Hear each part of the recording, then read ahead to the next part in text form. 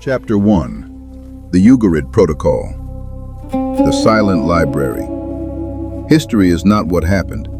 It is what survived the edit. In 1929, on the coast of Syria, a farmer's plow hit the edge of a stone library in the ancient city of Ugarit. These tablets, written centuries before the first books of the Bible, revealed a god of the land named El. He was the kind, the compassionate, the stationary father of the gods who sat at the source of the two rivers. He didn't rule through storm or fire. He ruled through wisdom and counsel. But when we audit these ancient records, we find a glaring anomaly. The name Yahweh is completely absent. To find him, we have to look 1,000 miles south to the Egyptian records of the Shasu of Yahweh, a nomadic warrior god of the desert and the wind.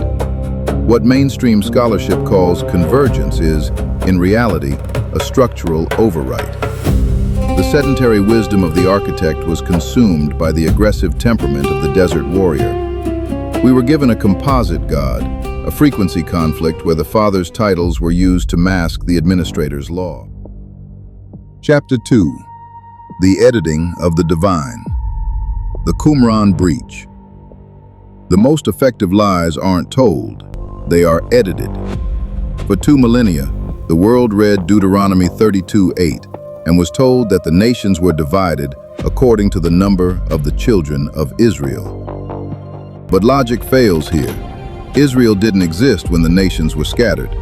The update had a bug. In 1947, the Dead Sea Scrolls provided the original code. The nations were divided according to the number of the sons of Elohim. This is the forensic proof of the divine council. The Most High, El, divided the earth among 70 guardians. Yahweh wasn't the architect of the whole. He was an inheritor of a part. He was assigned Israel as his specific portion. This status downgrade was so dangerous to the centralized monopoly of the later priesthood that they reached into the text and changed the sons of God to the children of Israel. They erased the brothers to make the administrator look like the owner. Chapter 3. The Branding of the 69. The Great Divorce. Once the sons of God were edited out of the text, they had to be purged from the mind. Chapter 3 is the record of the Great Divorce.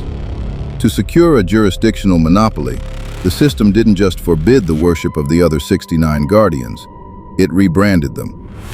In early layers, Chemosh and Milcom were rival powers. In the later update, they were labeled Shedim, demons. The word Shadu originally meant a protective guardian spirit, but under the new jealous protocol, protection became possession. By labeling every other jurisdiction as demonic, the system created a perpetual state of spiritual warfare. It forced humanity into a binary trap: submit to the one jealous administrator or be devoured by the monsters he created. We didn't lose the other gods. We lost our ability to see them as anything other than the enemy. Chapter 4. The Silent Architect. The Background Radiation. As the storm of the administrator grew louder, the architect went silent. This is the phenomenon of the Deus Otiosus, the hidden God. As Yahweh absorbed the titles of El Shaddai and El Elyon, the specific compassionate nature of the Father was muffled. The architect became the background radiation of the universe, the silence between the thunderclaps of the law. While the system demands your attention through fear, debt, and constant ritual, the architect is simply waiting. He is the foundation stone that the builders rejected. The administrator changed the locks on the temple, but he couldn't change the blueprints of the soul. We have spent centuries praying to the judge while calling him Father, wondering why the frequency feels like warfare instead of peace. To find the architect, you must look beneath the noise of the update. Chapter 5. The Reclamation. The Expiry of the Lease. The final chapter isn't about history, it's about standing. The system operates on the belief that you are a fallen subject, forever in debt to an administrator who requires blood and labor to keep you on the ship. But the lease on this world was built on a deceptive merge. The reclamation begins when the heir realizes that the original architect never demanded a debt. He gave dominion.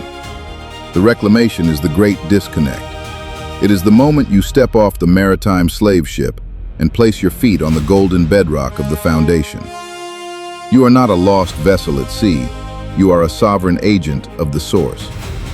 The administrative shift is over. The Yahweh firewall only exists as long as you believe in the debt. When you reclaim your frequency, the tower doesn't just fall, it vanishes. The audit is finished. You are home.